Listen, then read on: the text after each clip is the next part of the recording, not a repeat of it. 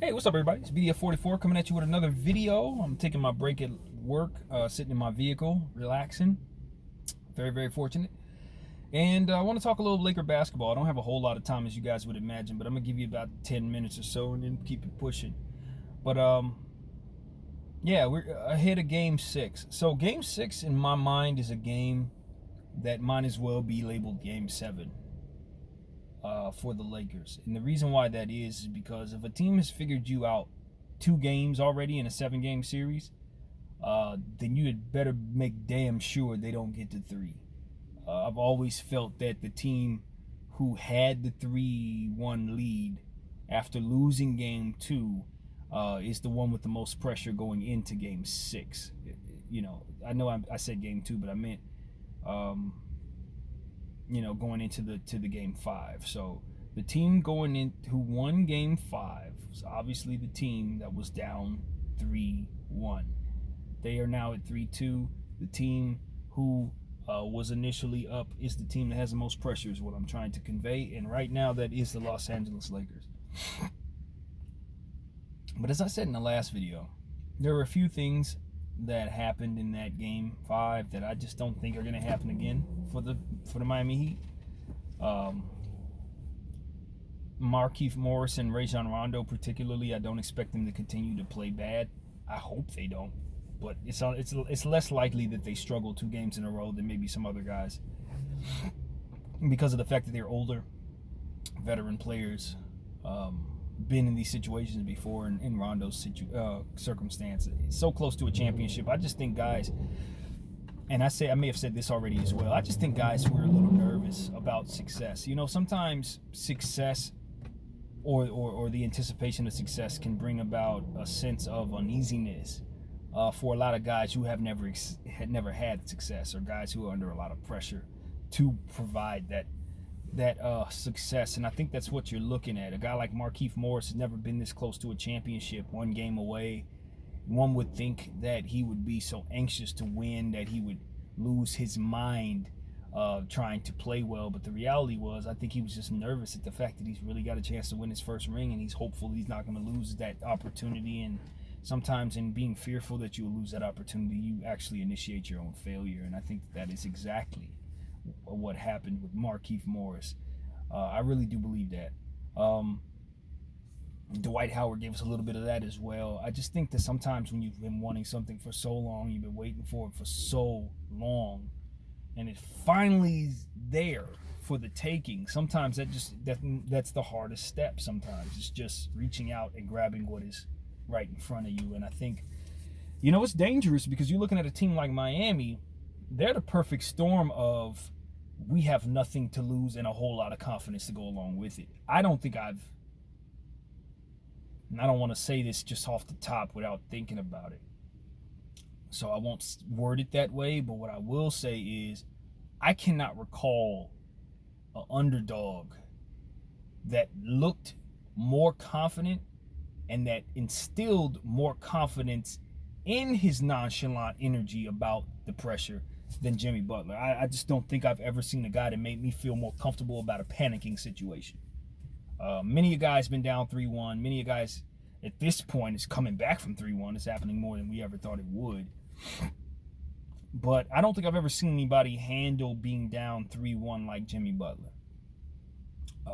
He seems to be so incredibly, deliriously confident that despite the mismatch situation and the size advantage that the Lakers have, that his team is not only capable of digging themselves out of this hole, but also defeating us in the process.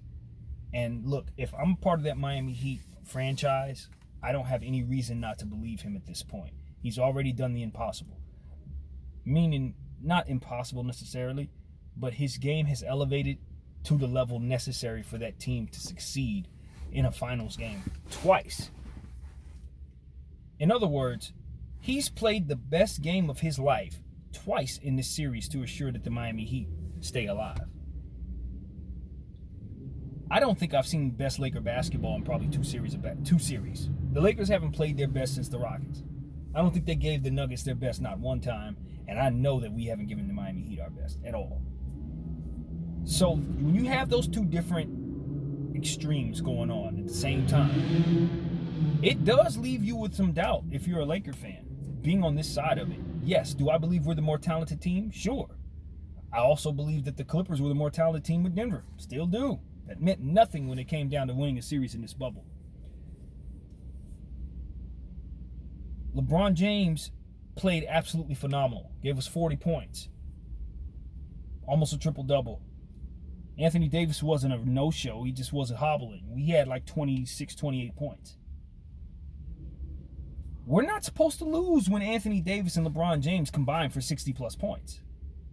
The Lakers aren't supposed to lose. Excuse me. And we did. We lost under circumstances for which we probably would not lose twice. So that does give me some confidence, but in that same breath, it gives me some concerns.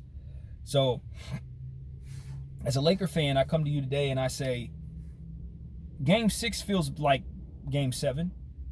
And if we don't win Game 6, I'm really worried about Game 7. I'm legitimately concerned about Game 7. Because what the reality is, and it's so obvious, but it's worth stating. If you go up 3-1 and a team wins 2 games against you, they figured you out. Whatever adjustments they've made versus the adjustments you've been making in your winning situations have not worked. And the tide of the series has completely flipped, and now they have the streak against you. Meaning that all the momentum's on their side, all the strategies working in their favor, and all the pressure is on you. Now, we do not have a 2-game losing streak. That's the good thing. So it's not like the series is set up in such a way where we're just giving games back. The Miami Heat took Game 3, and they took Game 5. That's what happened. We did not find ourselves in a situation where, we just collapsing. No. Jimmy Butler played amazing in 2 basketball games, and that's why his team won. He needs to do it twice more. So, what I want to see out of my team going forward in this Game 6, first of all, I don't expect us to make the same timeout mistakes, but we do need to manage our timeouts well. This is the only time I've ever seen us do this, make this mistake, so I don't expect to see it twice. This is not one of those situations where I'm like, you gotta stop messing up your timeout. No, you just need to never do that again, because you've never done it before. So, manage your timeouts well, understand the importance of doing so. The rebounding advantage is so very important. We must continue to rebound over this team. We're bigger than them. We're better than them. We rebound over them. We win. So we have to continue to win that. Shots are either going to fall or they're not. We can sit up here and scream to the top of our lungs about Danny Green missing shots, about Markieff Morris missing shots. But I think after watching 25 plus years of basketball, missed shots are not the problem. It's which ones you take. Either a shot's going to make or miss. I've seen shots have perfect form, roll around a million times and come out. I've seen shots look like they're going to be complete bricks and somehow they fall in anyway. So, to tell a guy to hit his shots on its surface makes sense when you're watching basketball, but those who understand the game know better than to even say something like that. Telling a guy to hit his shots is like,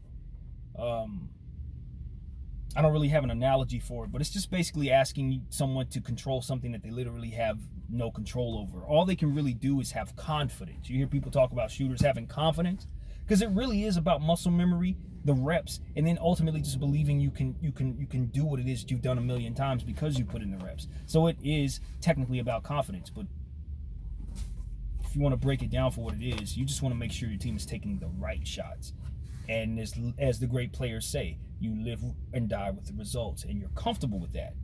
So under the circumstances that the Lakers found themselves in last night with Danny Green missing that big shot, I love the play. LeBron James did not have an angle on a layup. He had 2 Miami Heat players crowding him with a third trailing, timing the block for a layup. So if LeBron goes up for that layup, that some people are saying he should take, most of the talking heads have taken the right stance on this and have not killed him for not taking the last shot in that play. But if he were to try to take that shot, it looked like to me Jimmy had to jump on it. And if you look back and you look at the replay, Jimmy does in fact time his jump in such a way to where whatever the hell LeBron is throwing up, he's swatting. So anybody that says LeBron was gonna get that shot off, it wasn't getting off. It was a good 80% chance that Jimmy gets to that shot. Now, some could say if LeBron goes up strong enough, they whistle the ball for him. But we've also seen situations where they don't. You don't risk it. You would much rather not die at the whims of a whistle, which is essentially what a lot of people who are asking LeBron to shoot that ball are saying. We're hopeful that you take a shot that you're not going to make, that you get to the line, and then, having not been a great free throw shooter, you're going to the line for 2 shots. Or you can get Danny Green a wide open 3 at the top of the key with no one wearing white jerseys anywhere in his vicinity, and live with the results. It's an open 3-point shot given to a shooter who has 2 championship rings. I don't see anything wrong with that play. The only thing that went wrong, Danny just didn't hit the shot. And Danny runs hot and cold. We know that. He is not a pure Ray Allen, J.J. Redick, Dirk Nowitzki. He's not that. He is not a Klay Thompson, Steph Curry guy. No. He is somewhere a little below that in terms of shooting. And that inconsistency really does run hot and cold quite a bit. So if you're going to have a guy like Danny Green on the team, you just have to live and die with him missing shots. And that is not an easy thing for anyone to live with. Spur fans hated it. I'd imagine Toronto fans one season hated it. And me as a Laker fan, I am not having any fun with this.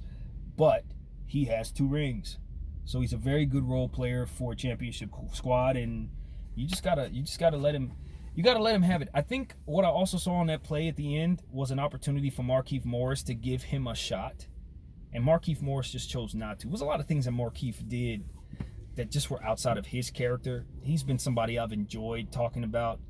But he just had a really bad game, and some of the stuff that he did last night, throwing the ball away, trying to force it to AD, that situation was a bad pass he was forcing to AD. I would have liked to have seen him either try to shoot the ball, but the thing I'm telling you right now is that he had a bounce pass that he could have made, or easy shovel pass, or just a really quick pass he could have made back to Danny Green for a second 3-point shot that would have been open, because he would have been in the way to set the screen to stop the defender from having a contested 3 that he would have been able to get to him. But Danny had missed that 3. Markieff made it up in his mind that he didn't trust Danny Green in that situation, and we missed that wide open 3-point shot that Danny could have made after bricking the one previously. Do I think Danny makes that shot? I don't know. Do I believe Danny makes that shot? Honestly, probably not. He's cold. But do I want Markieff Morris to play a team ball in such a way that gets him that shot? Yes, I do. I want Markieff Morris to be smart enough and trusting enough and as much of a teammate to not take it upon yourself to determine that your shooter is going to brick because he just bricked, but more so do your job and make sure an open shot is gotten for our team. You understand what I'm saying? And that's where I think Markieff Morris's greatest sin was in that situation. It wasn't necessarily the mistake. It's what he chose not to do because Danny missed the shot. That lack of teamwork, even in its ever so slightest, is detrimental. And it is exactly what we saw last night. And if you go back and watch that play, you'll see exactly what I'm talking about. He had an opportunity to get Danny Green that ball right after the missed shot that Danny had, right after the 3-point miss, when he tried to force feed Anthony Davis and completely threw it over him, just threw it like a mile over his head. That same exact play, instead of looking at the basket trying to force it to AD, he had Danny Green right behind him. All he had to do was give him the ball and stand still. It's another open 3-point shot that could have won the game for us. You just need to continue to play team ball all the way through, win or lose with the results. Do not put yourself in a position to leave open shots on the board. I've seen that more than once in this series too, where we've just simply left open shots alone. That's why I'm okay with LeBron James hitting Danny Green and he misses, because I'd rather us take open shots than leave them on the board. So that's what I want to see the Lakers not do. Anyway, I got to get going, man. It's time to get back to work. I only got 30 minutes left, so I'm almost out of here. But thank you guys for watching. My name is BDF44, and I'm out. Peace. Go Lakers.